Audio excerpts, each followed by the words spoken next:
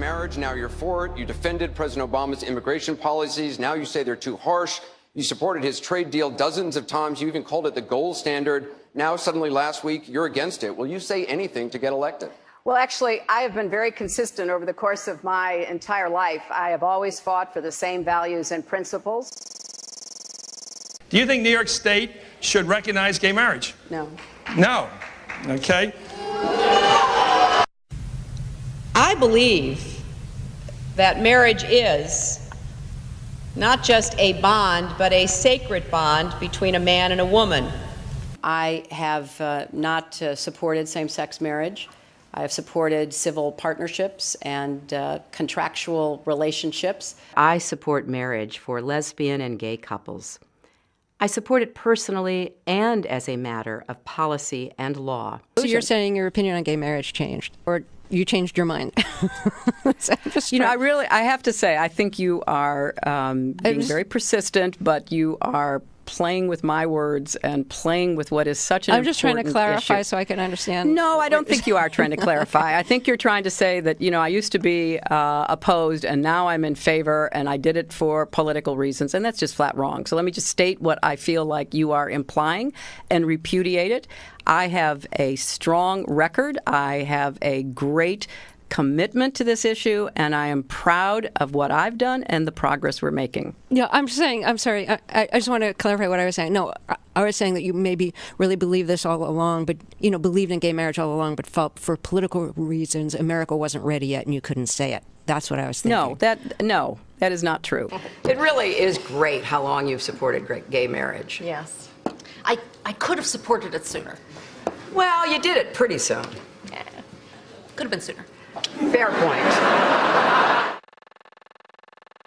Just in July, New Hampshire, you told the crowd you, quote, take a backseat to no one when it comes to progressive values.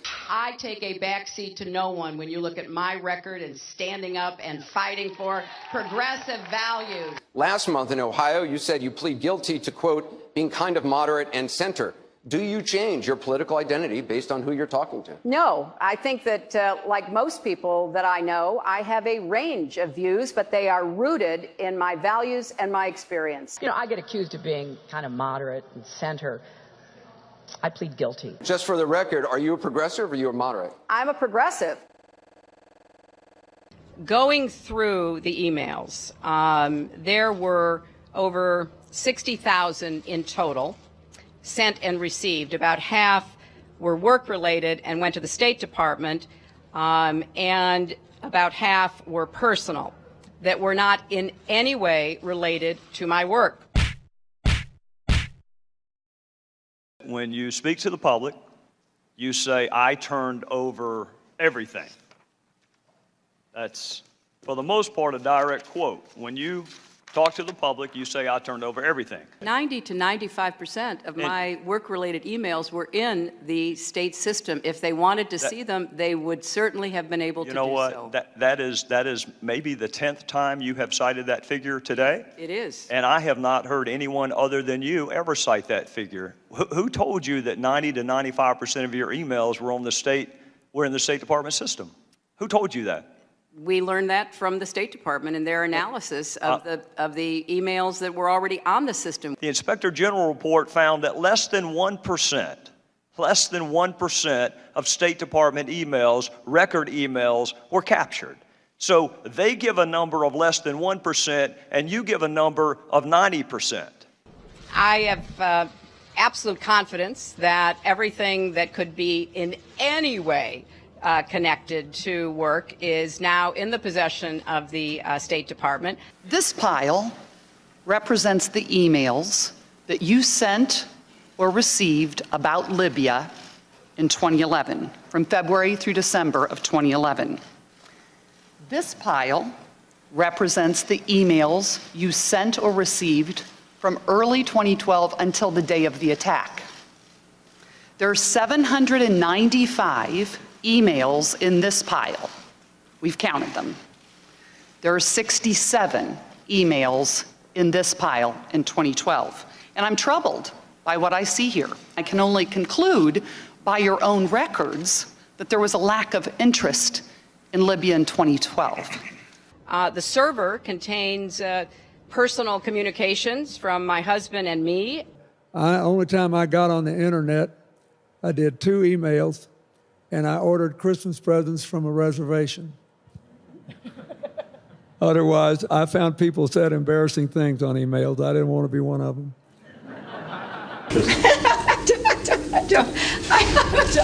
I mean, and how many angels dance on the head of a pin? I have really nothing to. I mean, how do you answer that? I represented Wall Street as a senator from New York, and I went to Wall Street in December of 2007, before the big crash that we had, and I basically said, cut it out. Quit foreclosing on homes. Quit engaging in these kinds of speculative behaviors. Now, who's exactly to blame for the housing crisis? I think there's plenty of blame to go around. Home buyers who paid extra fees to avoid documenting their income should have known they were getting in over their heads. Of course, we have to deal with the problem that the banks are still too big to fail. We can never let the American taxpayer and middle-class families ever have to bail out the kind of speculative behavior that we saw. But we also have to worry about some of the other players. AIG, a big insurance company, Lehman Brothers, an investment bank. There's this whole area called shadow banking. That's where the experts tell me the next potential problem could come from. So I'm with both Senator Sanders and Governor O'Malley in putting a lot of attention onto the banks. And the plan that I have put forward would actually empower regulators to break up big banks. I represented New York, and I represented New York on 9/11. When we were attacked, where were we attacked? We were attacked in downtown Manhattan, where Wall Street is. I did spend a whole lot of time and effort helping them rebuild. That was good for New York, it was good for the economy, and it was a way to rebuke the terrorists who had attacked our country. 9/11 was bad. I agree with that. Time and time again, you hear one thing in speeches, and then you see a campaign that has the worst kind of tactics, reminiscent of the same sort of Republican attacks on Democrats. Well, I am here to say that it is not only wrong, but it is undermining core democratic principles. Since when do Democrats attack one another on universal health care? I've looked at the legislation that Senator Sanders has proposed, and basically he does eliminate the Affordable Care Act, eliminates private insurance, eliminates Medicare, eliminates Medicaid, TRICARE, Children's Health Insurance Program. Just because Senator Obama chose not to present a universal health care plan does not give him the right to attack me because I did.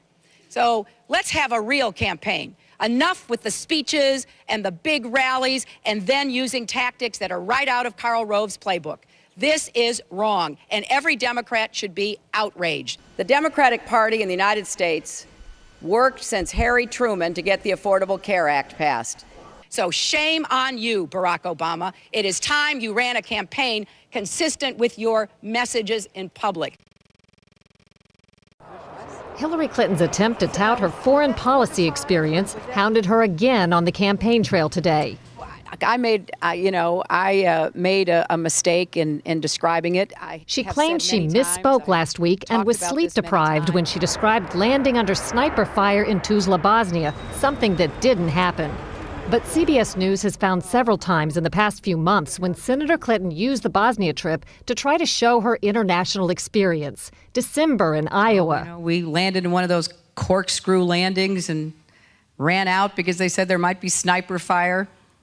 I don't remember anybody offering me tea on the tarmac when that was happening. Then in February. The welcoming ceremony had to be moved inside because of sniper fire. And last week.